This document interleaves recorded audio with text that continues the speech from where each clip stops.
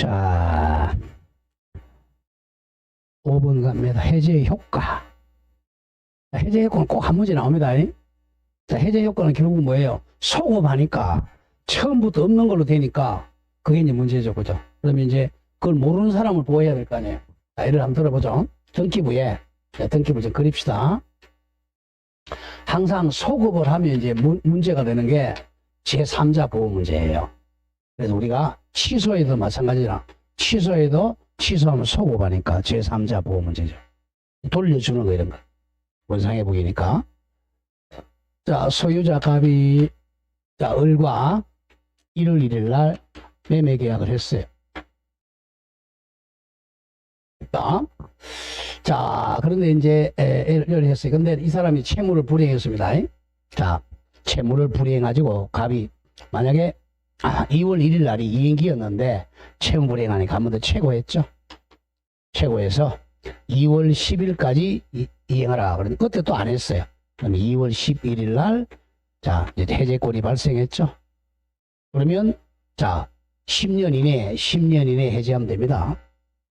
자, 갑이 이제 공인구청에서 공부 열심히 하고 이제 합격했어요.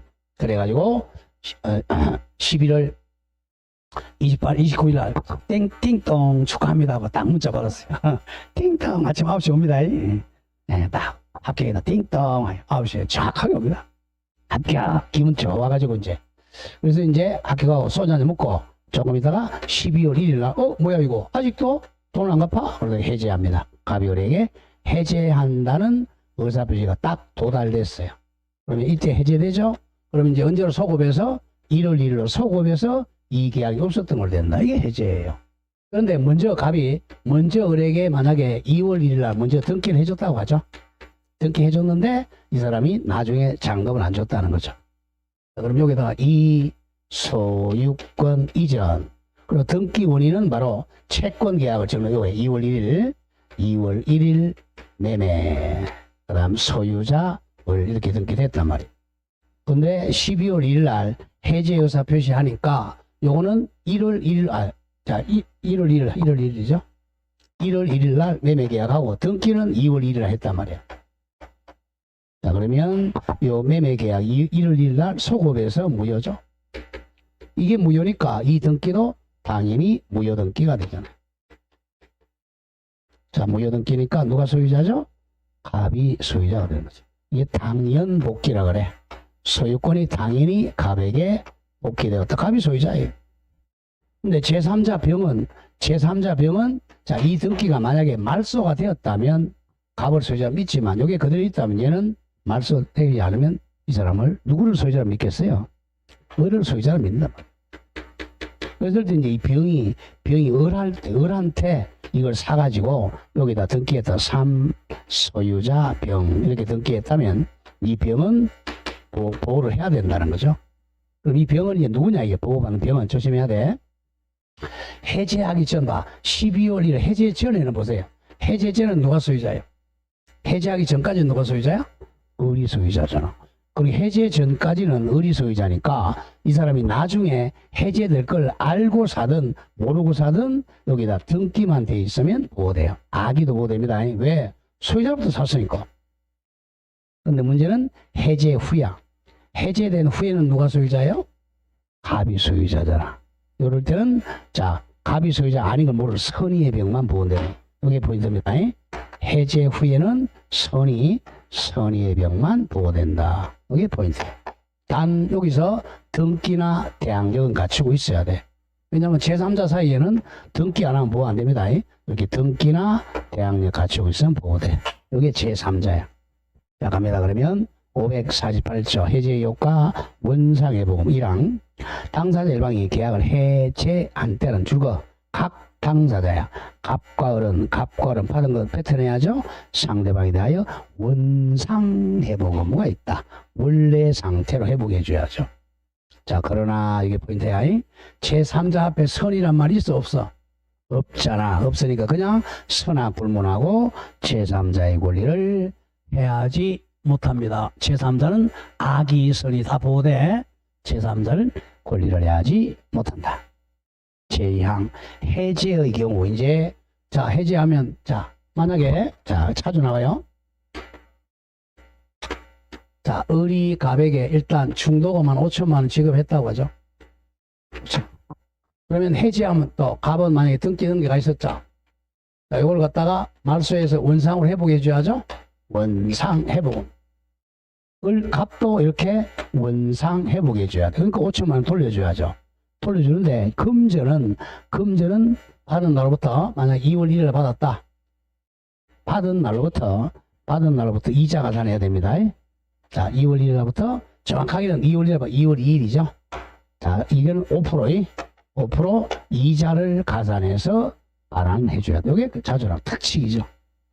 자, 이야기 해봅시다. 해제의 경우 반환할 금전의 경우는 받은 날부터 이자를 가한다를 가산해서 반환한다 이런 뜻이야. 이자의 저거 5%입니다. 법정이자 5% 가산해서 중도금 돌려줘야 돼. 자, 549조 원상회복은 서로 동시이행이고, 다음 551조 손해배상. 계약 해지 또는 해제는 손해배상 청구에 영향을 미치지 않는다는 것은 손해배상도 같이 청구할 수 있다. 자, 의의는 뭐? 1. 계약의 구속에서 해방되는 게 해제야. 해방. 그래서 계약이 해제되면 아직 미이행된 채무는 이행할 필요가 없다. 2번. 계약이 이미 이행됐다면 당사자 갑권 둘 다 원상회복 의무가 발생합니다. 3. 채무를 불이행한 당사자는 상대방의 당인이 손해배상 책임이 있다. 손해배상 이퀄 적어서요. 손해배상은 이행이익 배상입니다. 무조건 손해배상이란 말이 나면 이행이익. 이행을 했더라면 이익이 됐을 텐데 이행을 안 했으니까 손해가 된다. 이행이익 배상 또는 전보 배상이라고 돼요. 좀 보전하는 배상, 이행이익 배상, 전보 배상 책임이 발생합니다. 자, 양가로 이번에 계약이 동그라미 소급적 실효죠. 소급한다는 거 소급적으로 효력이 상실합니다. 소급적 실효. 자, 동그라미 1번에 해제와 물권묘경 당연복귀 조심해야. 당연복귀. 자, 그 밑에 당구장 표시 외우죠. 당연복귀설 땡땡. 원인행위인 채권계약, 바로 매매계약, 교환계약, 증여계약 등이 해제가 되면 그 계약의 이행으로 변동이 생겼던 물권은, 물권이 대표 소유권이죠. 소유권은 계약이 없었던 원 상태로 매도인 갑에게 당연히 복귀한다. 당연 복귀설.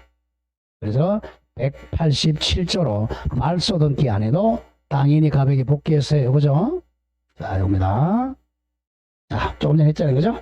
계약이 해제되니까 1월 1일부터 무효니, 소급적 무효니까 이등기도 무효등기니까 이등기를 말소 안 해도 당연히 갑에게 소유권이 복귀됐습니다. 갑이 소유자예요. 그래서 이번에 해제하면 제3자 보호해야 된다는 거야. 기억 조심. 보호받는 제3자를 하면 줄거. 제3자를 하면 해제전자야. 해제전이라는 것은 해제 의사표시하기 전에 등기 등으로 완전한 권리 취득한 자를 말합니다. 등기에다 가르고 대항력. 좀 해봅시다. 제3자는 해제하기 전에 등기나 대항력으로 완전한 권리 취득한 자를 의미합니다. 원칙, 미어는 예외. 해제 의사표시 있어도 후자 동그라미 쳐. 해제 의사표시 후에는 악의는 안 돼요. 선의만 보고 되죠. 후에는 말소 등기 같은 말, 원상회복 등기 하기 전에 이해관계에 갖게 된 선의의 삼각형병도 보호됩니다. 굉장히 중요해요. 해제 의사표시한 후에는 누구만 보호된다고? 선의의 병만 보호됩니다. 왜? 해제 의사표시 후에는 소유자가 아니잖아요. 소유자가 아닌 걸 모르고 산 사람만 보호됩니다. 기억합니다. 원칙은 해제되기 전에 등기를 갖춘 자는 선악 따지잖아요. 왜? 법조문이 제3자라고 되어 있으니까. 그러나 니은 해제 의사표시 후에는 선의의 제3자만 보호돼요. 자, 그럼 밑에 당구장표 외워야 돼. 제3자 해당 여부. 여기서 한 문제 나온단 말이야. 자, 다음 페이지 갑니다. 제3자 해당되는 게 땡땡 적으세요. 뭐가 좋죠? 등기나 대항력 갖춘 자입니다. 그냥 외우세요. 등기나 대항력을 갖춘 자만 보호됩니다. 등기나 대항력 갖춘 자. 자, 가보죠. 1번.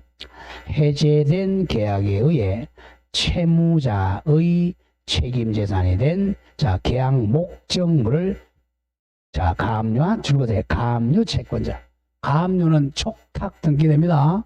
자, 가압류에 촉탁 등기됐죠. 다음 2번. 급부 목적물이자 전세권자, 저당권자 등 당연히 등기했죠.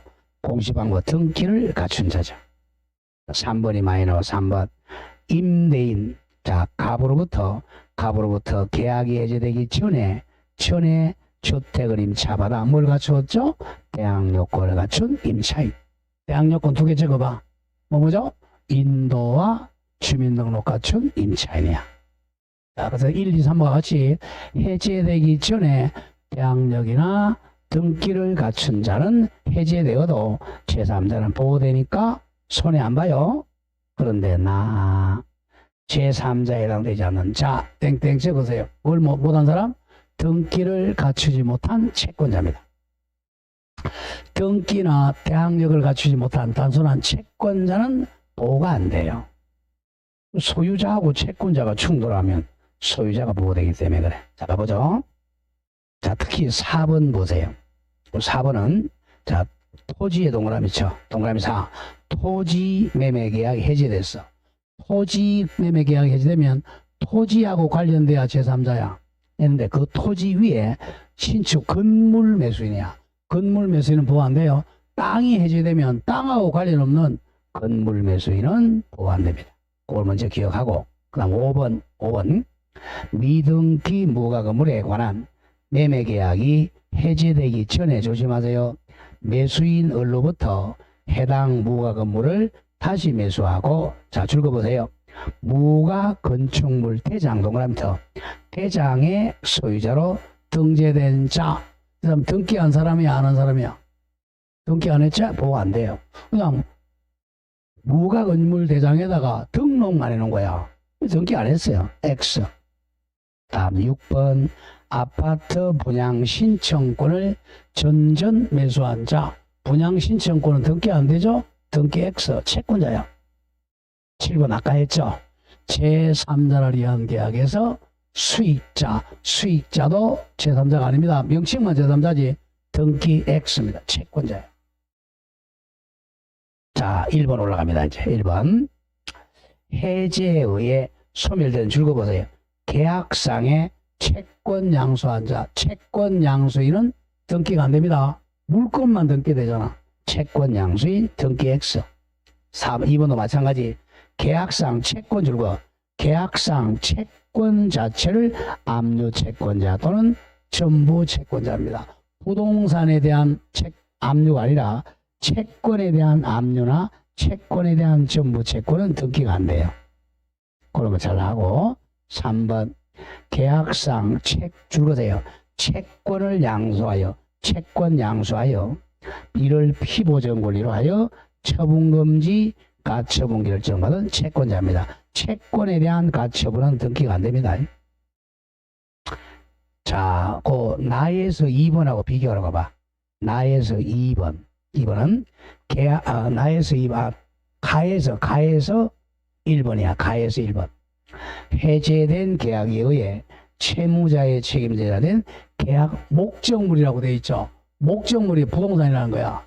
목적물인 부동산을 가압류 채권자는 당연히 촉탁 등기가 됩니다. 구별 잘해야 돼.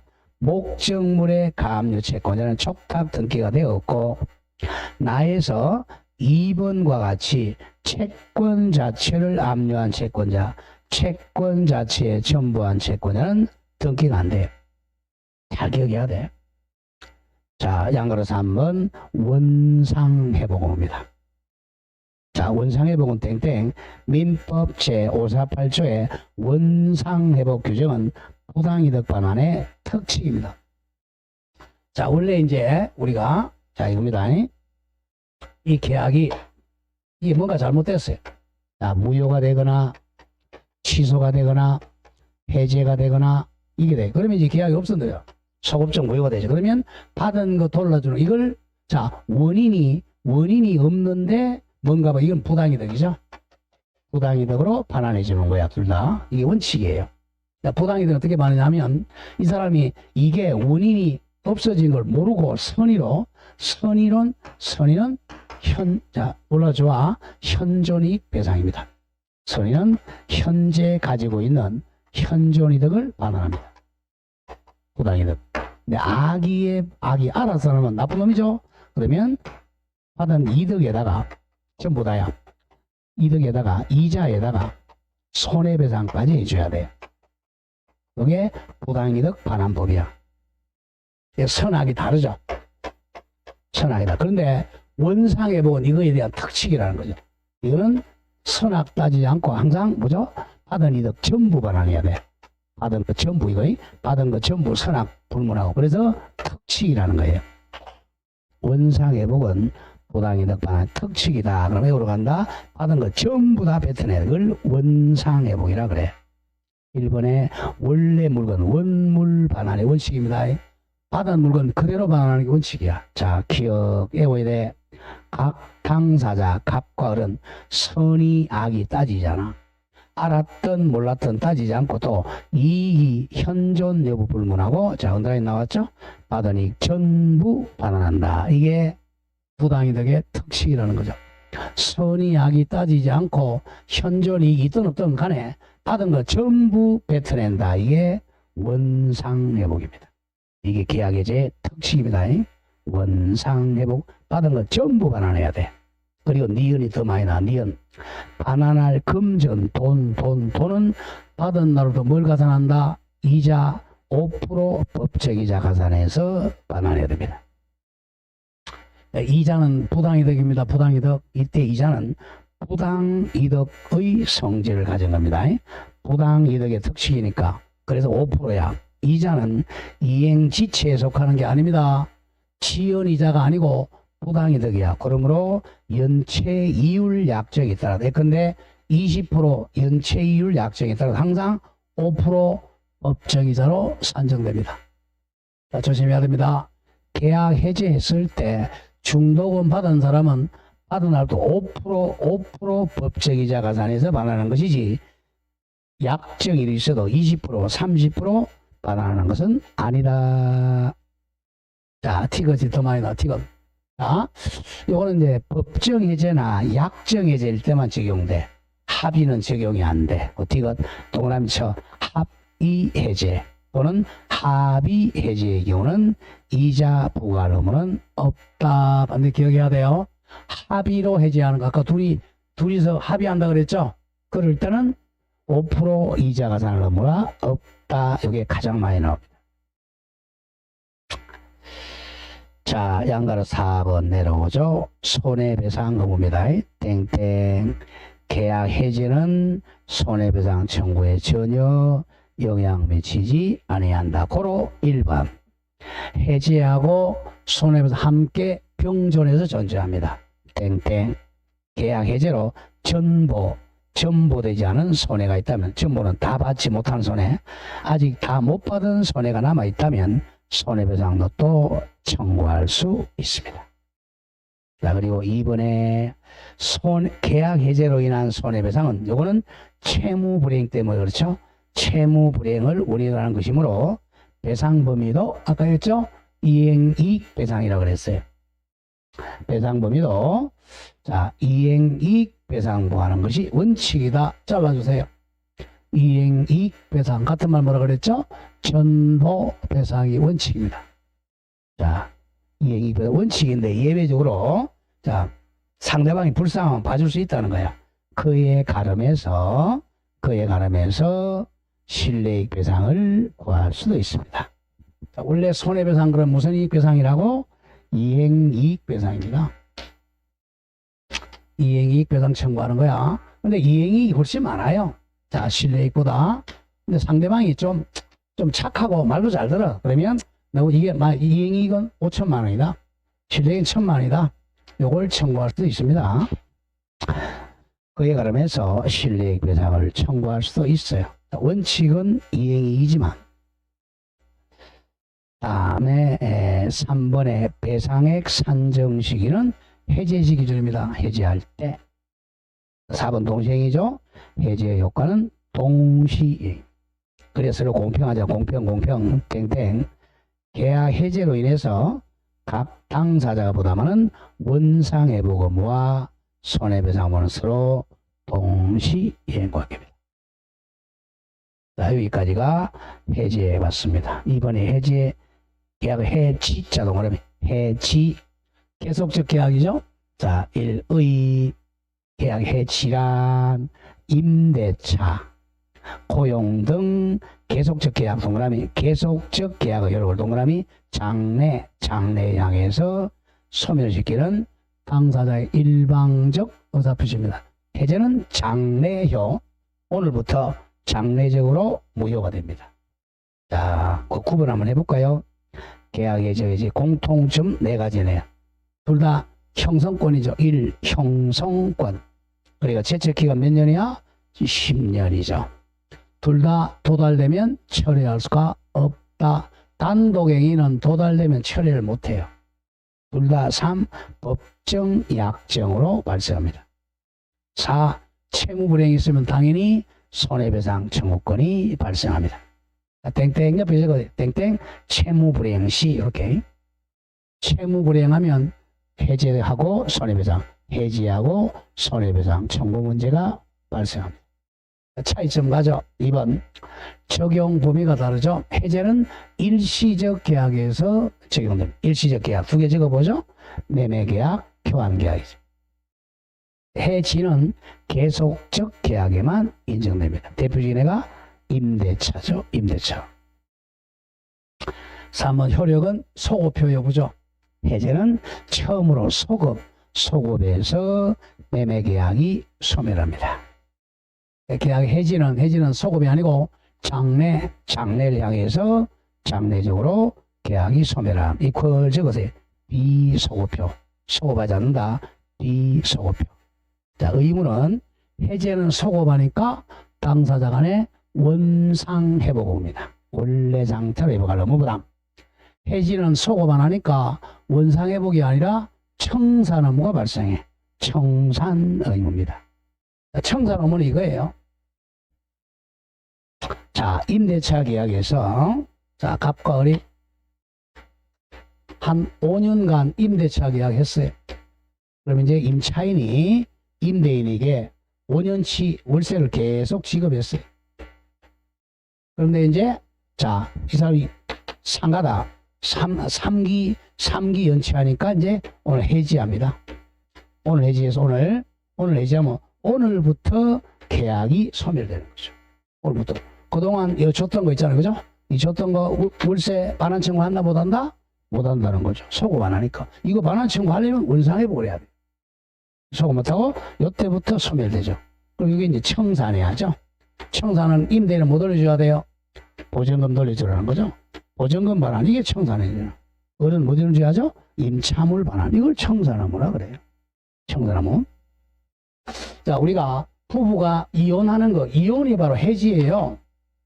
이혼이 계속적 계약을 해지하는 거죠.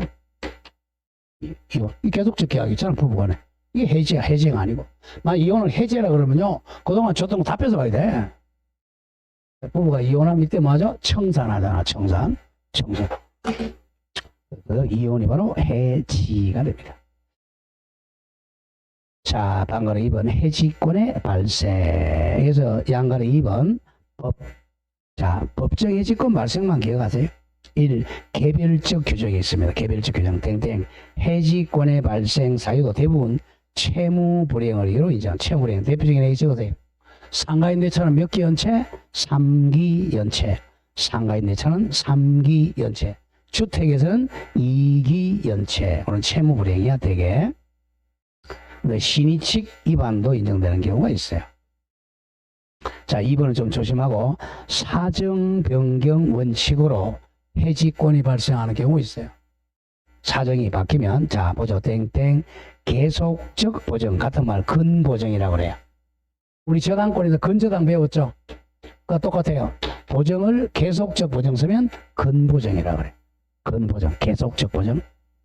계속적 보정 근보정 계약에서 보정계약 성립 당시 사정에 줄거세요. 현저한 변경이 생긴 경우. 이게 바로 회사에서 퇴직하는 경우야. 자, 간부가 시켜서 자, 상무이사가 회사 돈 빌리는데 보정을 썼어요. 근보정을. 상무이사가 한 1년 있다가 퇴직했어요. 퇴직하면 이제 사정이 엄청나게 변했잖아. 그러면 해지할 수 있다는 거죠. 사정의 현저한 변경, 퇴직이 되면 보정인은 상무이사는 그 보정계약을 해지할 수 있어요.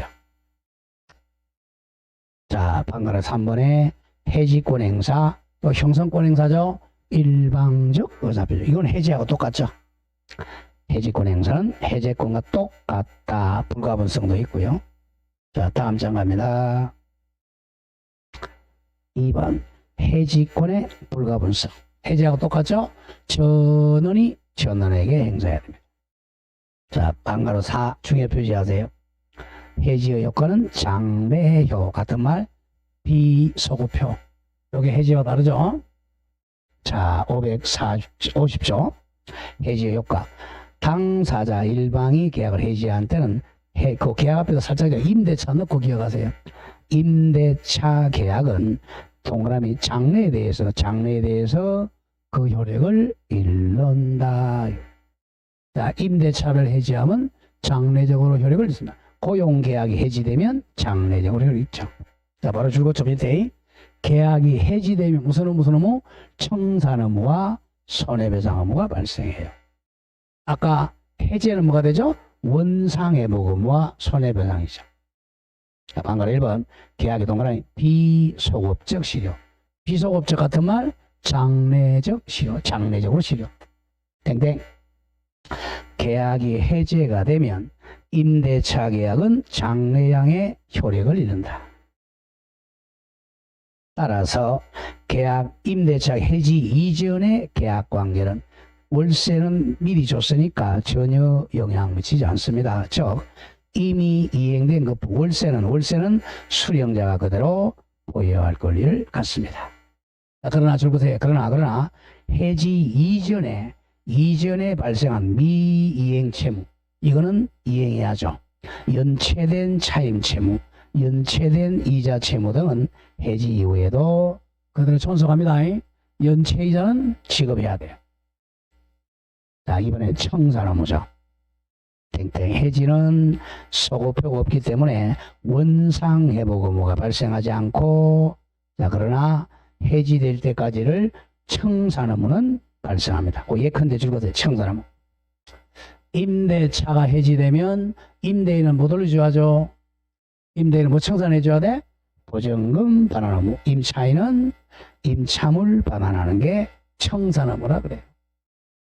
동시행이죠. 동시행. 다음 마지막 3. 손해배상 청구죠. 땡땡. 계약 해지는 손해배상 청구에 영향 안 미친다. 즉 계약을 해지하고 손해배상도 함께 청구할 수 있어요. 손해배상 청구하려면 당연히 뭐가 있어야 돼? 채무 불이행을 전제로 하는 얘기야. 채무 불이행 있으면 손해배상도 같이 청구합니다. 자, 이렇게 해서 총론 마치고 강론 한번 가보죠. 자, 우리 강론은 15종의 전형 계약이 있는데 그 중에 우리 시험 범위가 뭐죠? 매매, 교환, 임대차 요 세 개만이잖아. 되게 이제 요 두 개에서 한 두세 문제 나오고 여기서 두세 문제가 나와요. 여기서 세 개 나오면 여기 두 개, 여기서 세 개 나오면 여기서 두 개. 근데 보통 이쪽이 세 개, 이쪽이 두 개가 많이 나옵니다. 왜냐하면 임대차는 민법상 임대차에서 두 개, 또 주임법에서 두 개, 상임법에서 하나가 나오니까 이렇게 해도 5개예요. 자, 그럼 이건 또 어디서 나와? 중개사법에 하나, 중개사법에 하나. 이 중개사까지 치면 그건 한 7개, 8개 됩니다. 자, 그래서 여러분들 이제 임대차 할 때는 항상 주택이 나오면요, 주임법으로 풀면 돼요. 상가가 나오면 무조건 상인법으로 풉니다. 토지가 나오면 민법으로 풀면 됩니다. 동사는 시험범위 아니니까 토지는 무조건 임대차. 건물이나 상가가 나오면 뭐로 풀라? 주임법, 상인법. 그걸 항상 머리에 그려야 됩니다. 왜? 특별법 우선의 원칙이잖아. 특별법이 먼저 적용되니까. 자, 그러면 매매, 교환, 임대차 공통점 아까 잠깐 했죠? 무슨 계약? 쌍무계약, 유상계약, 낙성계약, 분료식 계약. 외우지 하죠? 쌍유낙불계약. 요거는 순서에 바꾸면 안 돼. 쌍유는 왜? 쌍무는 100% 유상이에요. 거꾸로는 아닙니다. 근데 이거는 순서 바꿔야 돼. 쌍유는 낙지집에 가서 불고기를 먹든 불고기집에 가서 낙지집을 먹든 똑같아요. 쌍유, 낙불, 쌍유, 불낙. 자, 의 갑니다. 매매. 매매는 계속 우리 했잖아요. 매매는 1월 1일부터 시험 칠 때까지 매매입니다. 우리가 계약 성립은 1월 1일. 자, 계약법에 가면 요거 1월 1일 계약 체결이라고 그래. 계약 체결일. 자, 법률행위라 그러면 총칙에서 이걸 법률행위 성립일이라 그런단 말이야. 같은 말, 계약 체결일, 법률행위 성립일 같아요. 그 다음 총칙에서는 효과라 그러고 강론에 가면 효력이라 그래요. 같은 말인데 이게 큰 개념이 조금 작다는 거죠. 권리 의무죠. 권리 의무가 발생한다, 유효. 권리 의무 발생 안 한다, 무효. 그다음 총칙에서는 취소를 배우잖아. 법률행위 취소. 계약법 배우면 계약의 해제를 배워요. 그런 걸 봐야 돼. 자, 그러면 이제 자, 이게 유효를 전제로 자, 매도인이 이 집을 1억에 팔았다. 그러면 매도인이 의무에 와야 되겠죠? 이 집 준다 그랬잖아. 그러니까 재산권 이전 의무죠. 재산권을 이전해 줄 의무. 이 사람은 돈 준다 그랬죠? 대금 지급 의무. 요 두 개만 합치되면 매매계약 성립하는 거예요. 계약 체결된 거예요. 나머지 부수적인 것들은 나중에 하면 돼. 이행시기, 그러면 이행장소, 이런 거는 나중에. 요 두 가지만 주된 것만 합치되면 돼. 요 주된 채무를 불이행하면 해제야. 부수적인 거, 이런 것은 안 해도 해제 못 한다 그랬죠? 그거요. 의의가입니다. 매매는 당사자 일방 매도인입니다. 갑이 상대방 매수인 을에게 재산권 그러면 뭐 소유권, 전세권, 저당권, 통틀어서 재산권의 이전을 약정하고 이에 대해서 상대방이 그 대금이니까 매매대금이죠. 매매대금 지급할 것을 약정함으로써 성립하는 계약이야. 그래서 매매계약은 쌍무, 유상, 낙성, 분료식 계약입니다. 쌍유는 순서 바꾸면 안 된다. 쌍무, 유상. 낙불은 순서 바꿔도 돼요. 자, 근데 시험장에 가가지고 또 순서 바꿨다고 틀린다 그러면 안 돼요. 쌍무, 낙불 계약. 시험장에 가면 이렇게 순서를 바꿔도 상관이 없어요. 외울 때는 쌍무, 낙불입니다. 쌍무 말하자면 쌍유, 낙불 계약. 너무 뭐라 그러지 마세요. 혹시 조는 거 안 들으니까 확인하려고 그랬어요. 자, 안전하네, 그죠? 자, 거기 567조 제목이 유상계약에 준용한다는 거. 매매 규정은 유상계약에 준용합니다.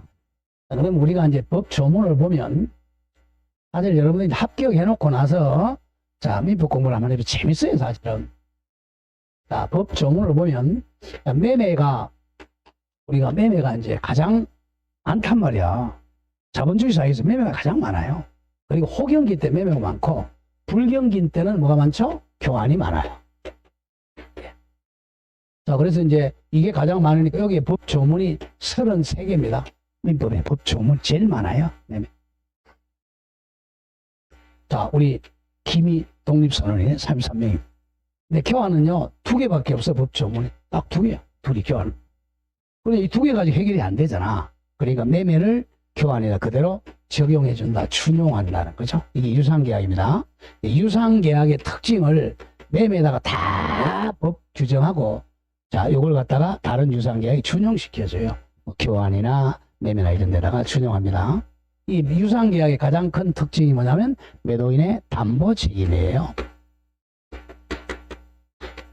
이 담보 책임 조문이 굉장히 많습니다. 이게 반이야. 18개. 그래서 이 담보 책임 여기 준용한다는 거죠. 여러분은 담보 책임 너무 어려우니까 이건 버리고 그냥 뭔지만 기억하고 어휘만. 자, 그래서 567조 매매 규정은 유상계약 옆에 저거 뭐죠? 유상계약이니까 교환이나 임대차에도 준용한다. 자, 2절 내로입니다. 매매 성립은 1. 매매계약의 성립은 주된 채무가 합치되면 된다 그랬죠.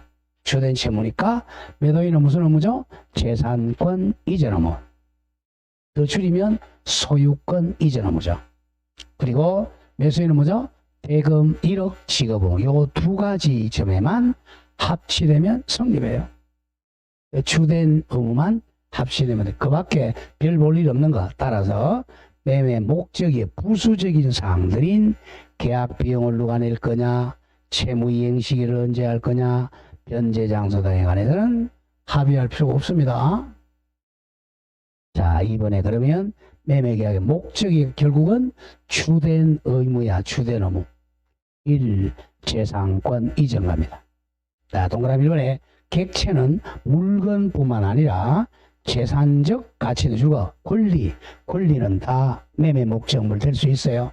물건이나 채권도 매매합니다. 즉 소유권, 지상권, 저당권도 매매할 수 있고 채권, 임차권도 매매할 수 있어요. 다음, 자기 물건이 아닌 타인의 물건도 매매 목적물이 될 수 있다. 이걸 많이 냅니다. 남의 물건도 매매할 수 있어요. 이 나쁜 놈이네. 그러면 안 돼요. 남의 물건도 매매 목적이 될 수 있어요. 이 경우 이제 매도인은 그 남의 물건을 취득해서 매수인에게 이전해 줄 의무가 있다. 이게 가장 많이 나오죠. 이걸 타인의 권리 매매라 그래. 이게 A가 소유자예요. A 소유권이야. 갑이 자기 물건이 아니라 타인의 소유권이잖아. 이것도 갑이을에게 매매할 수 있다는 거죠. 매매, 교환, 임대차 똑같아요.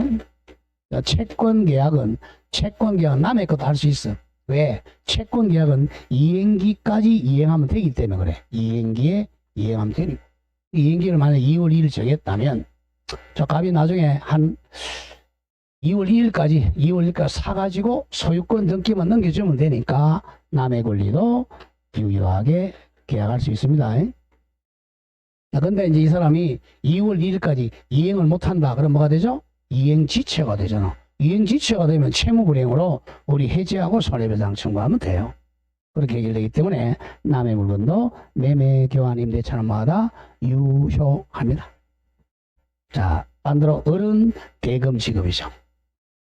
대금 지급 땡땡 반대급부가 금전인 것이 매매의 특징입니다. 만약에 반대급부가 금전 이외에 물건이나 권리전 약정하는 것은 이건 교환입니다. 교환 조심해야 돼요. 자, 반대급부가 금전일 때만 매매야. 자, 이거죠. 돈 1억 받는. 자, 갑이 칩을 넘기고 반대급부로 돈 1억을 받는다. 이게 매매입니다. 자, 반대급부로 돈이 아닌 땅을 받는다. 이건 교환이죠. 그래서 반대급부가 금전이 아니면 교환입니다. 이게 매매와 교환의 차이입니다. 자, 이번에 매매 예약도 가끔 나오는데요. 여러분들 예약은 언제 해요? 언제 우리 예약 많이 하죠? 우리 예약 많이 하잖아. 네? 우리 식당 예약하잖아. 그죠? 식당. 왜 예약하죠? 네? 예약을 왜 해요? 우리 택시도 예약하잖아. 왜 그래요? 나중에 본 계약을 쉽게 체결하려고 한잖아. 예약의 반대말이 뭐야? 본 계약이죠. 줄여서 그냥 계약. 이 계약을 쉽게 체결하려고 하는 게 예약이에요. 우리 예컨대 외국에 가는데 항공기 예약 아니면 못 가잖아. 예약해서 예매표 가지고 펴주세요. 그러면 일방적으로 본 매매가 성립하죠. 그래서 계약을 쉽게 하려고 하는 게 바로 예약이야. 이게 원래 목적이에요. 근데 최근에 와서는 뭐냐면 돈 빌리는 수단으로 많이 사용해. 채권 담보 수단으로. 채권 담보 수단으로 많이 이용하는 게 예약입니다. 왜? 예약에다가 가등기 합니다. 일명 담보 가등기죠. 담보. 예약은 원래는 이제 본 계약을 쉽게 체결하려고 예약을 하는데 최근에 와서는 돈 빌리는 수단으로 담보 목적으로 많이 사용해요. 가등기는 거의 담보 목적입니다. 자, 매매약 가면 567조. 자, 매매약 가보죠. 자, 갑과 을이 우리는 부동산이니까 이 부동산에 자, 매매 예약을 합니다. 예약. 자, 나중에 을이 이제 자, 1월 1일 날 매매 예약하면서 한 1년 후에 내가 본 계약하겠다고 합의하는 거죠.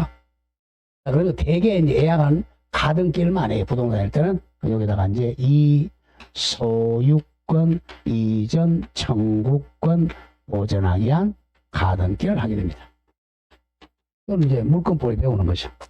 이쪽은 뭐죠? 예약 의무자죠. 이쪽은 예약 권리자. 예약 권리자를 예약 완결권자라 그래요. 완결권자. 쉽게 해서 예매권자죠. 우리 표 같으면 예매권자. 이게 예약 완결권자예요. 자, 그럼 예약 완결권, 이것도 형성권이에요. 무슨 권요? 형성권. 형성권이 원칙은 또 몇 년이죠? 10년이란 말이에요. 예약 완결권. 그러면 이제 특약으로 이 기간은 1년 정하면 1년이고 5년 정하면 5년. 이 특약이 없으면 10년이라는 거죠. 특약으로만 1년 정했다 그러면 1년 있다가 예약 완결한다. 그럼 일방적 의사표시로 본 매매 계약이 체결되는 거죠. 일방적. 만약에 예약을 안 했다면 일방적으로 야, 네 집 살게 그럼 안 팔게 그럴 수 있단 말이야. 근데 예약권이 있으니까 예약 완결한다 그러면 안 돼. 거절 못 하죠. 매매가 성립하는 거죠. 그러니 본등기 하는 거예요. 매매가 성립한 돈 주고 소유권 이전 본등기 하죠. 이 중간에 이제 우리 가등기에서 배웠잖아요. 이 중간에 자, 이게 2월 1일이다. 뭐 4월 1일 날 병한테 팔았다. 이게 3순위 소유권이죠. 그럼 나중에 예약 완결한다. 그럼 가등기 해놨으니까 무슨 순위? 순위 보전의 효력이죠. 소유자 을. 이렇게 되면 이걸 중간 처분등기를 어떻게 한다? 직권 말소한다. 이거죠. 자, 가보죠. 이제 하나씩 보죠. 자, 예약이 나오면 일방 예약 추정입니다. 자, 일방 예약 추정. 한 사람에게 권리가 있다는 거죠. 일방 예약으로 추정합니다. 그러니까 예약 완결권이 한쪽에 있는 걸로 추정한다는 거예요. 자, 갑니다. 1항. 매매의 일방 예약은 상대방이 상대방은 예약 완결권자. 예약 완결권자가 매매를 완결해서 표시한 때는 매매 본매매 효력이 생깁니다. 이거죠?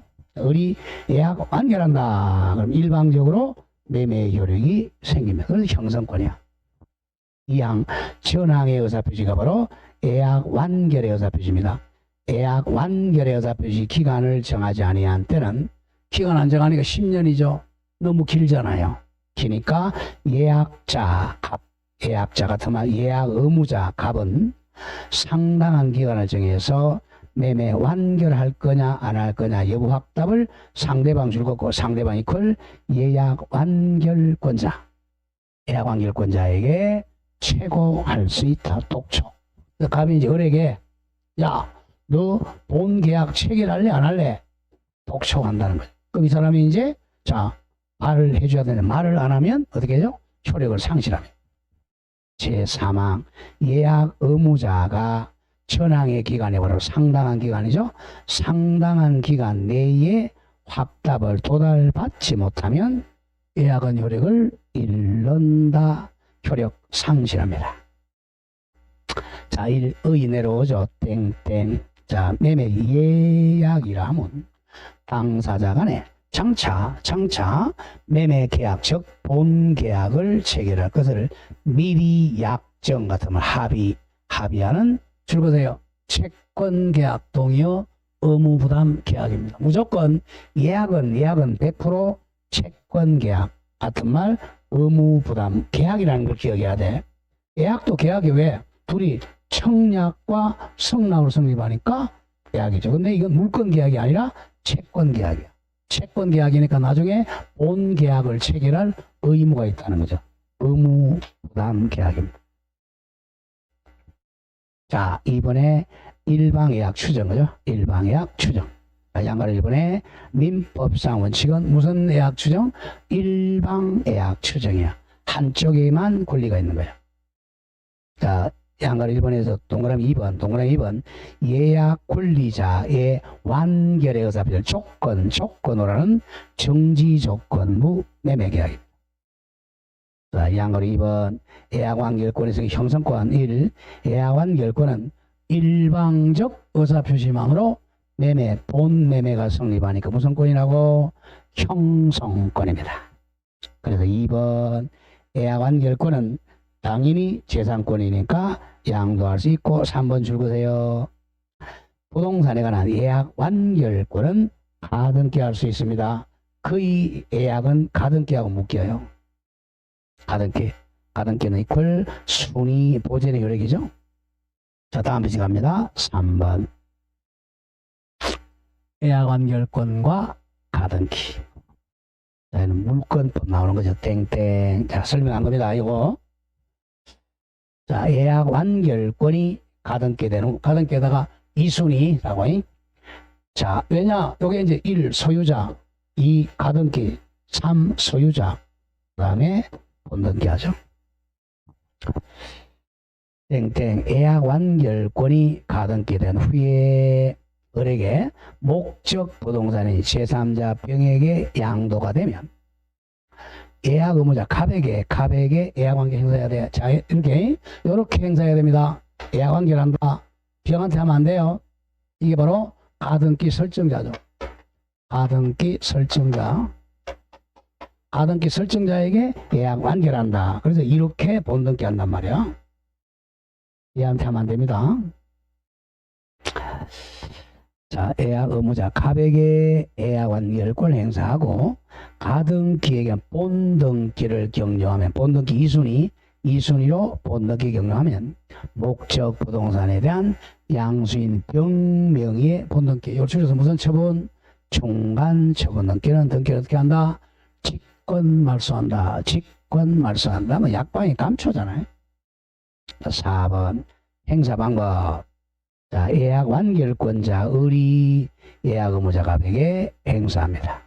만약에 즐겁고 예약 완결권이 양도되는 경우. 자, 우리 가등기에서 배웠죠? 가등기 바로 요걸 팔아먹을 수 있죠. 우리 이렇게. 자, 이 예약 완결 병한테 저쪽 병의 정의죠. 자, 요게 가등기상 권리의 이전 등기죠. 이거는 부기등기를 하게 되죠. 부기등기. 이렇게 그러면 자, 예약 완결 이 사람이 예약 완결권자죠. 그럼 나중에 예약 완결 정의 갚고 예약 완결한다 이렇게 돼야죠. 양수인이죠. 양수인 정의 예약 완결한다. 자, 어른 예약 완결 팔아먹었으니까 정의해야 되겠죠. 자, 예약 완결권이 살짝 정에게 양도된 경우 정의라죠. 그 정에게 양도되면 양수인 정의 예약 의무자 갑에게 행사해야 됩니다. 요걸 이제 자, 등기 보시는 거죠. 가등기에 가등기도 가능하다. 무슨 등기 한다? 부기 등기한다. 이렇게 나오죠. 가등기에 가등기는 부기 등기한다. 자, 그리고 4 행사 방법. 자, 예약 완결권 했죠, 그죠? 그 다음에 양수인 정의 예약 의무자에게 행사한다. 부기 등기 할 수 있다. 또 저쪽으로 앞 가볼까요? 물건. 가등기로 한번 와보겠습니다. 실제 시험장애가 막 섞어서 낸단 말이야. 자, 그래서 이제 가등기로 한번 와보시오.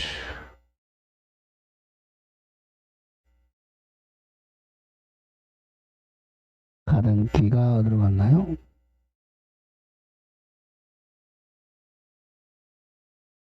에, 66쪽 와보세요. 66페이지 66 양가로 3번부터 먼저 갑니다. 양가로 3 찾았어요? 가등기를 본등기로 고치는 절차. 땡땡. 소유권에 관한 가등기 후 을 앞으로 제3자 병을 위한 중간 처분 등기가 있는 경우 가등기 권리자 을이 가등기 의무자인 종전소유자 갑을 상대로 소유권 이전 본등기하면 그에 저촉되는 제3자 병의 중간 처분 등기 어떻게 한다고? 등기관이 직권 말소한다. 그 다음 4번. 가등기도 할 수 있다. 오죠 바로 땡땡. 가등기 권리자 을이 자기의 권리를 제3자 정이라고 놓죠. 정에게 양도할 때 그 가등기상 권리전 등기를 가등기에 대한 동원의 무슨 등기로? 포기등기 형식으로 격려할 수가 있다. 대판. 전원합의체 이렇게 돼 있죠. 뭐 워낙 많이 나오니까 전자가 나오면 이렇게 연결이 다 돼 있어요. 자, 이제 앞으로 돌아옵니다. 원희씨로 돌아오시죠. 자, 그래서 항상 이제 예약이 나오면 이 가등기하고 섞어서 낸다. 이런 걸 자꾸 이제 머리에 그리면서 공부할 줄 알아야 돼. 자, 방가로 5번 촌속기간은 약정에 의합니다. 자, 촌속기간 약정. 만약에 5년 약정, 5년, 10년, 10년, 20년, 20년. 자, 줄거서 이제 약정이 없으면 너무 기니까 최고하죠. 예약 의무자 갑은 상당한 기간을 정해 예약 권리자에게 독촉 최고할 수 있고 그 기간에 확답을 받지 못하면 예약은 효력을 마한다. 일른다. 자, 6번 채척기간 나오겠죠. 무조건 형성권 나오면 채척기간이야. 예약완결권은 형성권이므로 줄거세요. 언제부터 10년이야? 성립한 때부터야. 예약이 성립한 때부터. 항상 채척기간은 성립한 때부터 10년 내에 행사해야 한다. 그래서 저것도 법원이 직권 조사한다. 무조건 형성권 채척기간 나오면 법원이 뭐 한다? 직권으로 조사합니다. 원래 법원은 직권 조사 안 해줘요. 그런데 채척기간은 10년인 걸 다 판사가 아니까 직권 조사해 줍니다. 자, 3번 계약금 계약 중요 표시하세요. 땡땡. 요물계약 같은 말 종된 계약입니다. 자, 565조 요물계약 종된 계약 계약금 565조 뭐로 추정한다? 해약금 추정입니다. 해약금은 해약금 같은 말 약정해제권이죠. 자, 1항 매매 당사자 일방이 계약 당시 금전 기타 물건을 물건 동그라미 치세요. 계약금은 물건도 가능합니다. 쌀 한 가마니도 가능해요.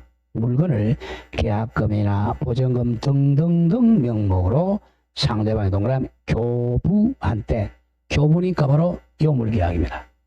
교부한 때는 당사자 간에 다른 약정이 없는 한 당사자 일방이 뭐 할 때까지죠? 이행에 착수할 때까지 교부자는 이가 계약금을 포기하고 수령자는 그 102배를 상환해서 매매계약을 해지할 수가 있다. 자, 이거는 채무불이행을 해지하는 게 아니라 계약금 계약을 해지하니까 이항 손해배상 청구를 못해요. 손해배상 청구 규정은 계약금에는 적용하지 않습니다. 자, 설명을 하고 한번 읽어나가보죠. 계약금 거의 매년 한 번씩 돼요. 10월 28일 적어놓고요. 감열과 이제 매매 계약을 1월 1일 날 1억에 체결했어요. 자, 그리고 을이 이제 되게 우리 계약금은 그 몇 프로 주라 그런 말 없잖아요. 그죠? 보여는 몇 프로 준단 말 없어요. 우리가 관례상 10%, 5% 주고 있지만 반드시 몇 프로 주라는 거 없습니다. 법에. 자, 그래서 이제 우리가 보통 약 10% 주니까 10% 줬다고 하죠. 1억이니까 1,000만 원 지급했어요. 그럼 이제 이 계약금을 조심해야 돼. 계약금은 이 집값으로 준 게 아닙니다. 매매 대금이 아니고 이거는 뭘로 줬다고? 해약금으로 준 거야. 계약을 해제할 돈으로 준 거야. 계약금 추정입니다. 요 점을 여러분들 기억해야 돼. 단 언제까지는 해제할 수 있다고요? 이행 착수할 때까지. 시기가 중요해. 이행 착수할 때까지니까 이행 착수 전까지만 해제할 수 있어요. 이행 착수가 더 중요한 거죠. 이행 착수 후에는 해제를 못해요. 자, 그럼 이행 착수 전까지는 준 사람은 어른 요 계약금을 포기하고 해제하면 돼. 자, 받은 사람은 2배라 그랬죠? 2천만 원, 100을 상환하고 해제할 수 있다. 단 언제까지? 이행 착수 전까지. 이게 이제 포인트야. 이행 착수의 대표적인 애가 중도금 지급입니다. 중도금 지급하기 전까지는 계약금 포기하고 값은 2배 주고 해제할 수 있습니다. 근데 중도금이 지급된 후에는 이제 계약금을 해제 못해. 계약금을 해제 못하니까 아까 법정 해제를 해야 되겠죠. 법정 해제는 뭐죠? 채무 불이행일 때 하는 거예요. 자, 그러면 이 계약금에 의한 해제는 조심할 게, 계약금 계약이라는 이 계약으로 해제하는 거야. 그러니까 채무 불이행을 해제하는 게 아니고, 여기는 손해배상 청구 못 합니다. 채무 불이행이 아니잖아요. 그다음 두 번째, 갑과 을이 이행한 게 있어 없어요? 뭐 아무것도 없죠. 갑은 뭐 소유권 넘겨 안 거죠. 얘도 뭐 집값 준 게 없잖아. 요거는 해지할 돈을 줬으니까 받아올 게 아무것도 없죠. 서로 원상회복이 없다는 거죠. 이게 아까 뭐하고 달라? 법정 해제와 완전히 반대잖아요. 법정 해제는 두 가지 뭐뭐 발생했죠? 손해배상하고 원상회복 발생했죠. 근데 계약금은 요게 발생 안 하니까 이제 잘 낸단 말이야. 자, 그럼 좀 조심하고 방가로 2번 내려오세요. 계약금 계약의 성질은 1. 줄거대요. 요물계약입니다. 낙성계약이 아니에요. 요물계약 반드시 돈 1,000만 원이 통장에 꽂혀야 성립해. 낙성이 아니다. 1번. 계약금 계약은 금전이나 기타 유가물, 쌀 한 가마니 교부를 요건으로 하는 요물계약입니다. 반드시 지급해야 돼. 요물계약. 자, 2번 조심하고, 계약금을 만약에 1,000만 원 주기로 했어요. 1,000만 원이 요물계약이니까 뭐 돼야 돼? 교부되어야 성립해. 우리 요물계약 3개 외웠잖아. 어떻게 외웠어요? 또 까먹었어? 어떻게? 현대계 이렇게 외웠죠. 그죠? 현상광고, 대물변제, 계약금 계약. 자, 현대는 개다. 현대계. 자, 요물계약이다. 그래서 2번 계약금의 일부만 이걸 설명하고죠. 계약금을 1,000만 원 교부해야 성립하는 요물계약이란 말이야. 요물은 물건의 인도 기타 급부를 해야 성립하는 계약이야. 말로 안 된다는 거죠. 그래, 1,000만 원 줘야 성립하는데 이 사람이 1,000만 원 일부만 한 600만 원만 줬어요. 600만 원 줬다는 것은 다 준 거야, 안 준 거야? 다 교부했어, 안 교부했어? 600만 원, 1,000만 원 교부이 아니야. 아니잖아요. 그게 아니니까 계약금 계약 성립 안 한 거예요. 원칙은 해제를 못해, 일부니까. 자, 계약금이 다 지급해야 계약금 계약. 그래서 2번, 계약금 일부만, 즉 1,000만 원 중 600만 원만 지급하고 일부 400만 원은 차후에 나중에 지급하기로 약정한 경우는 아직 계약금 계약 성립 안 했어요. 계약금 전액 1,000만 원이 지급되지 않는 한 계약금 계약이 성립하지 아니하므로, 왜? 요물계약이니까 일부 받은 계약금 600만 원에 100을 상환해서 1,200만 원 상환해서 주계약인 매매계약 해제할 수는 있다 없다? 없다. 요 점을 기억해야 됩니다. 계약금 전액 지급 안 하면 계약금 계약이 성립 안 했으니까 그 일부의 2배 주고는 해제할 수가 없어요. 자, 2번 종된 계약이야. 종된 계약. 요 매매 계약, 요게 주된 계약, 계약금 계약 종이죠. 항상 주종이 나오면 주가 무효면 종도 무효예요. 그래서 땡땡 계약금 계약은 매매 계약이나 교환 계약이나 임대차 계약 등 계약에 부수하여 체결되는 종된 계약입니다. 고로 종된 계약이기 때문에 주된 계약이 무효나 취소나 해제가 되면 계약금 계약도 당연히 효력을 잃습니다. 자, 이 계약금의 종류는 크게 이제 3가지가 있죠. 3. 1. 정약금은 계약 체결 증거로서의 계약금이다. 자, 그럼 만약에 계약금 주면요, 당연히 이거는 정약금의 성질을 당연히 가집니다. 뭐 계약금 줬다는 것은 계약 체결 증거 맞죠? 자, 100% 정약금이죠. 그래서 우리 민법은 2번으로 추정의 해약금 땡땡 해제권을 유보 보유하기 위하여 수수된 계약금을 말합니다. 쉽게 해서 해제권을 유보하는 계약금이다. 우리 민법은 동그라미 원칙적으로 계약금은 해약금으로 추정합니다. 해약금 추정. 자, 그 다음에 계약금이 또 위약금의 계약금도 있어요. 자, 위약금 조심해야 돼. 위약금은 계약을 위반했을 때 사용하는 돈이죠. 저 계약 위반이 바로 채무불이행이잖아. 계약 위반, 채무를 불이행했을 때 사용할 돈을 위약금이라고. 예컨대 이제 다운표가 나와요. 자, 을이 이제 계약금을 그냥 줬다. 그러면 해약금 추정해. 자, 계약금을 주면서 엔더 이렇게 다운표를 붙여. 자, 계약금을 주면서 너가 계약을 위반하면 2배 주고, 내가 계약을 위반하면 계약금 몰수당하겠다. 이렇게 몰수당 이런 게 있으면 이 위약금으로 또 추정이 돼. 그래서 2개가 돼. 위약금. 위약금은 또 2가지가 있는데, 우리 민법은 위약금은 손해배상액을 미리 예정한 걸로 추정합니다. 손해배상액 예정 추정이에요. 결국은 계약금을 주면서 위약금 특약을 했다. 위약금 특약은 2가지가 추정되죠.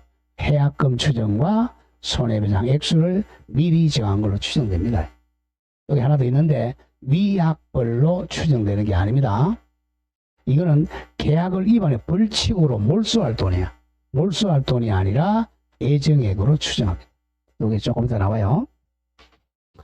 자, 이 한글로 3번 중요. 위약금 땡땡 계약금이 위약금으로 계약을 위반했을 때 사용할 돈으로 효력을 발생하려면 줄 보세요. 당사자는 특약이 있어야 돼. 위약금 특약이 있어야 한다. 특약이 있어야 돼. 위약금이라고 2가지가 있는데 1 중에 표시하세요.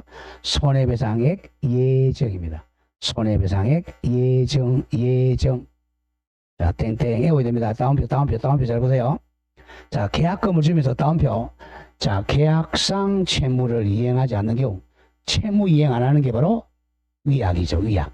위약한 경우 계약금을 교부한 자 을은 계약금을 동그라미 몰수당하고 1,000만원, 계약금을 교부받은 자 갑은 2배 2천만원 상환한 다운표 기억해야 돼. 이걸 위약금이라고 그래. 고 약정하였다면 위약금 약정했던 이런 손해배상액을 미리 딱 예정한 걸로 된다는 게 판례입니다. 자, 그럼 죽었고 위약금 약정했다면 손해배상액을 미리 예정한 걸로 추정됩니다. 자, 손해배상액 추정은 뭐냐면, 자, 이 둘이서 이 계약에서 손해배상액을 어떻게 놨죠? 아까 1,000만원이었잖아. 1,000만원이 손해배상액을 미리 정하면 추정돼. 그러니까 여기서 만약에 손해배상이 1억이 나오더라도 9천만원 못 받고 1,000만원으로 끝나라는 거죠. 거기에 당구장 표시 나오죠? 추가적 손해배상은 청구 못한다. 이게 포인트예요. 자, 계약금을 주면서 위약금 특약하면, 자, 추가적인 손배 청구할 수는 없다. 그래서 2번 위약금 약정을 하면 2가지 추정되죠. 뭐가 추정돼? 손해배상액 추정과 해약금 추정이 병존 함께 존재합니다. 잘 기억해야 돼. 계약금을 그냥 1,000만원 줬다. 뭐로 추정돼? 해약금 추정이야. 근데 계약금을 주면서 엔더 다운표로 위약금 특약했다. 그럼 모두 같이 추정돼? 손해배상액 예정도 같이 병존 추정입니다. 다음 3번에 위약 벌칙 벌자동을 합쳐. 벌은 몰수하는 거야. 땡땡. 계약금을 교부한 자가 계약상 채무를 이행하지 않으면 위약하면 그것을 수령한 자가 위약 벌칙으로 몰수하는 계약금이야. 이건 벌이야. 벌칙. 벌칙으로 몰수하니까 또 엔더 손해배상 또 청구할 수 있대. 이때는 채무불이행에 의한 추가적인 손해, 추가적 손해를 또다시 청구할 수 있어요. 그리고 우리 민법은 자, 위약금 특약하면 위약불로 추정하는 게 아니라 뭐로 추정한다고? 손해배상액 예정으로 추정합니다. 이거 잘해야 돼요. 자, 4번. 해약금으로 해지한 이행착수 전 동그라미 1번 갑니다. 당사자 간에 다른 약정이 없는 한, 즉 임의 규정이라는 거야. 특약이 없는 한 당사자 1번에 동그라미 크게 치세요. 이행에 착수할 때까지야. 착수할 때까지 교부자 을은 계약금을 포기하고 수령자 갑은 계약금 2배 상환해서 해지할 수 있습니다. 자, 2번 계약금을 교부한 자는 매수인이죠. 대개 매수인 을은 해제권 행사하면 해지한다 그러면 당연히 포기죠. 당연히 포기한 것이 되므로 별도로 계약금 포기 의사는 필요 없어요. 우리 그냥 나 해지한다 그럼 포기된 거야. 그러나 3번이 중요해요. 그러나 자, 이 수령자는 반드시 2천만 원을 제공해야 됩니다. 2천만 원 제공해야 해지할 수 있어요. 이거 제공 안 하고 아무리 해지해도 해지가 안 돼요. 반드시 2천만 원을 2배를 제공해야 됩니다. 자, 그러나 수령자는 현실적으로 2배 2천만 원을 상환하거나 2천만 원 이행 제공이 있어야만 해지할 수 있어요. 반드시 2천만 원 이행 제공해야 됩니다. 자, 그런데 문제는 이거야. 갑이 2천만 원 가지고 갔어요. 어라, 자, 나 2천만 원 가져와서 이거 받아라. 그러니까 을이 안 받아라 그래. 안 받아. 수령 안 해. 왜? 자, 이 집을 1억 주고 샀는데요. 갑자기 집이 한 3억으로 뛰었어요. 이 사람은 해지하고 싶어? 안 하고 싶어? 안 하고 싶죠. 그러니까 2천만 원 안 받아요. 안 받으면 자, 이미 이행 제공했으니까 수령 거절했잖아. 이미 해제된 거예요. 그럼 저 공탁소 가서 공탁까지 할 필요는 없습니다. 자, 민법적으로 이렇게 강해요. 그러나 여러분 소송 가서는요, 가능하면 공탁을 하는 게 좋습니다. 왜? 소송에서 이기려면. 민법에서는 공탁까지 할 필요가 없다. 이게 맞아요. 그러나 혹시 모르니까 증거로서 공탁하는 게 좋아요. 자, 거기에 자, 죽어나간다. 그러나 2천만 원 이행 제공만 하면 해지할 수 있는 것이지, 뒤에 상대방이 2천 원 수령하지 않는다고 공탁소 가서 공탁까지 할 필요는 있다 없다는 게 판례입니다. 잘 기억하세요. 그러나 이제 여러분 시험 합격하고 나서는 가능하면 공탁하는 게 유리합니다. 왜? 나중에 소송 들어갔을 때 그래요. 2번 해제권 행사 기간 이행 착수할 때까지야. 다음 이행 착수할 때까지. 자, 동그라미 1번. 자, 당사자 1방 이행에 착수할 때까지. 같은 말, 이행에 착수하기 전에만 해제할 수 있어요. 자, 즉, 요걸 많이 내요. 보세요.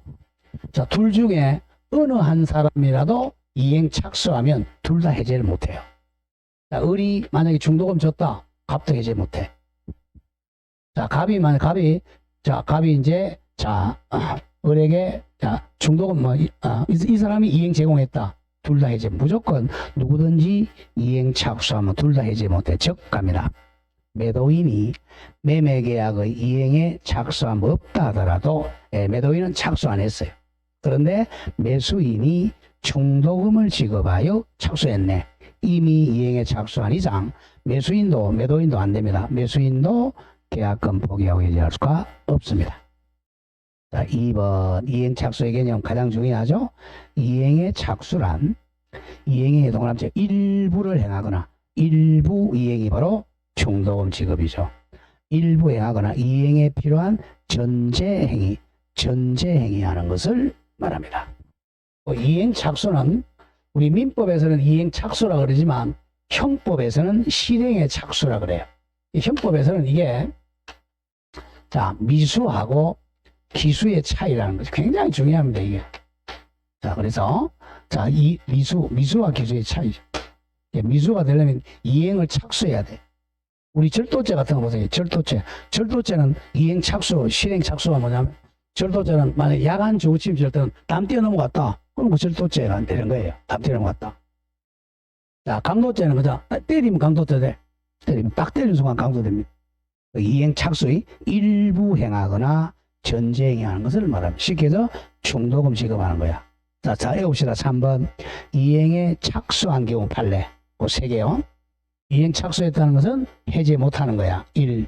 매수인이 중도금의 일부 이행한 경우. 일부 이행. 다음 2번. 매수인이 중도금 일부 지급에 가름해서 가세요. 매도인에게 제3자에 대한 빌려준 대금 채권을 양도했죠. 자, 대금 채권을 양도한다는 것은 일부 지급한 것과 마찬가지죠. 3번. 매수인이 잔금을 준비해. 이걸 자주 나와. 매수인이 잔금을 준비해서 등기 절차를 밟기 위해서 등기소에 동행할 것을 촉구한 경우입니다. 자, 매수인이 등기하러 가자라고 촉구했다면 이행 착수입니다. 3번.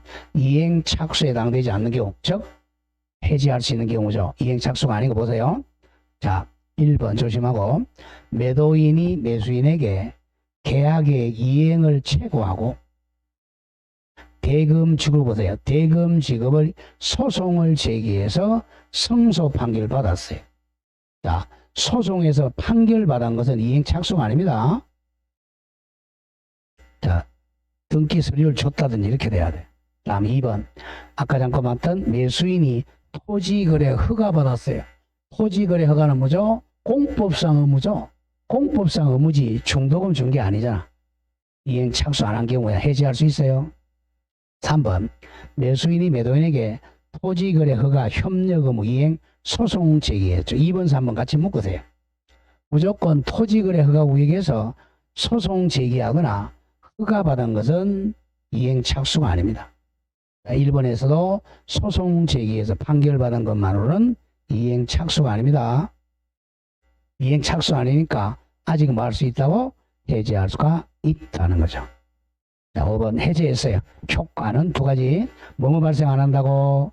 원상회복 의무와 손해배상 의무 발생 안 합니다. 자, 의무를 따지면 청구권이죠. 자, 갑이 만약에 손해배상 의무다. 그럼 갑으로 봐서는 손해배상 청구권이고, 이쪽은 또 원상회복 의무다. 이쪽으로 봐서는 원상회복 청구권 같은 겁니다. 손해배상 의무 청구권, 원상회복 의무 청구권 발생 안 한다. 이게 옆에 저거 법정해제와 차이점입니다. 법정해제는 원상회복 의무와 손해배상 의무 발생하는데 계약금 해제는 이 두 가지가 발생하네. 그래서 많이 출제해요. 1번 보통 해제와 마찬가지로 해제니까 소급하겠죠. 채권 채무가 소급적으로 소멸합니다. 소급적으로 계약이 없었던 상태가 돼요. 자, 그러나 당사자 일방이 이행하기 전에 한해서 해제하기 때문에 원상회복 의무는 발생 안 해요. 뭐 준 게 있어요. 원상회복을 하죠. 아무것도 이행한 게 없죠. 계약금은 매매대금으로 준 거야? 그러면 해약금으로 준 거야? 해약금으로 준 거니까 원상회복 못합니다. 2번 채무불이행에 의한 해제가 아니므로 손해배상 청구권도 발생하지 않아요. 자, 그런데 3번 갑니다. 3번 계약금이 교부됐어요. 자, 계약금 계약을 했어요. 계약금이 교부됐는데 중도금 지급했어요. 중도금 5천만 원을 이제 지급하는 순간 이행 착수했으니까 값도 2천만 원 주고 해제 못하고 을도 포기하고 해제를 못하죠. 자, 그러면 계약금은 해제가 안 돼. 그러나 중도금 지급했는데 나중에 잔금을 불이행합니다. 잔금 불이행, 채무 불이행이잖아. 채무 불이행을 뭘 할 수 있겠죠? 법정 해제는 가능합니다. 법정 해제는 가능해요. 자, 그게 이제 3번 얘기야. 계약금이 교부된 경우에도 채무 불이행이 있으면 예컨대 중도금 불이행이나 잔대금 불이행 등이 있으면 법정 해제할 수 있습니다. 그래서 계약금 주더라도 채무 불이행이 있으면 법정 해제할 수 있다. 자, 이때 법정 해제하면 두 가지 발생하겠죠. 무슨 문제? 손해배상 문제하고 원상회복 청구할 수가 있다. 이거 구별 잘해야 돼. 그래서 여러분들이 계약금으로 해지하면 원상회복 의무와 손해배상 문제 발생 안 해요. 그러나 채무불이행인으로 법정 해지하면 두 가지 문제가 발생합니다. 자, 방으로 6번에 이제, 자, 이겁니다. 여기 이제 잘 틀려요. 자, 이제 1억에 계약을 했는데, 우리가 이제 계약금으로 1,000만원 지급했다 그랬어요. 그러면 이제 1억에, 자, 중도금으로 5천만원 지급했다 그랬습니다. 그리고 잔금 그럼 얼마 남았다 그랬죠? 자, 매매 계약을 1억에 했는데 계약금 1,000만원 주고 중도금 5천 줬어요. 그럼 잔금 얼마 줘야 돼요? 자, 이거 조심해야 돼. 잔금을 여기서 4천이라고 그러면 안 됩니다. 왜냐하면 이거는 매매 대금이 아니잖아요. 매매 대금이 아니지. 매매 대금 여기서부터 들어갔잖아. 그래서 이걸 이행 착수라 그런단 말이야. 자, 계약의 이행 착수죠. 이거는 계약 이행 착수가 아니에요. 이거는 해지할 돈으로 준 거잖아. 이걸 해약금으로 줬잖아. 이 매매 대금으로 준 거는 5천밖에 안 줬죠. 잔금으로 얼마 남았어요? 5천 줘야 됩니다. 자, 5천 이렇게 돼야 돼. 자, 이렇게 줬어 이제. 그러면 이제 요거는 자, 계약 해지 안 됐으니까 부당이득으로 찾아오는 거야. 부당이득으로 반환합니다. 요게 원칙입니다. 근데 이것도 돈이고 이것도 돈이고 이것도 돈이니까 퉁친다는 거야. 상계 처리한다는 거야. 야, 우리 퉁쳐서 4천으로 하자. 이렇게 된다는 거예요. 요즘은 조심해야 돼. 상계하는 거야. 자, 그럼 만약에 이렇게 보세요. 아까 계약금은 금전에 안 한다. 금전에 안 하지 않는다. 금전 안 한다 그랬죠? 쌀도 가능하다 그랬어요. 자, 계약금 1,000만원 대신에 쌀이 한 20만원 한다고 하죠. 한 가마니에. 그럼 50가마니 1,000가마인가요? 50가마? 50가마 줬어요. 계약금이 아니고 50가마 줬어. 그러면 중도금 5천입니다. 중도금 5천. 그러면 잔금 얼마 주느냐? 그럼 여기 전부 5천이라 그래요. 이때는 4천 주면 안 되죠. 왜냐하면 이 돈하고 쌀은 상계가 안 됩니다. 왜? 요거는 뭐야? 물건이고 돈이잖아요. 그러니까 상계는 항상 돈하고 돈만 상계되는 거예요. 상계 안 됩니다. 툭 못 쳐요. 우리 5천만 원 주고 쌀 50가만을 부당이득으로 반환해 받아야 됩니다. 그런 점을 조심해야 돼요. 그게 바로 6번 얘기야. 이걸 알면 6번이 이해가 돼요. 계약 이행과 계약금 반환이란 말 나와 이제. 그 계약금을 지금 쌀 50가만이. 쌀 50가만이 그 반환. 그러면 이해가 될 거예요. 땡땡 갑니다. 계약금 수수 후 쌀 50가만이 수수 후 계약을 해지함이 없이 계약상 채무가 1억 다 이행했어요. 중도금 5천, 자금 5천 이행되면 계약금 수령자 갑은 교부자에게 계약금을 반환해야 됩니다. 쌀 50가만이. 그런데 교부된 계약금이 금전인 경우는 상계 처리에서 매매대금 일부로 충당하는 게 상계 처리에서 보통이다. 이렇게 정리가 돼요.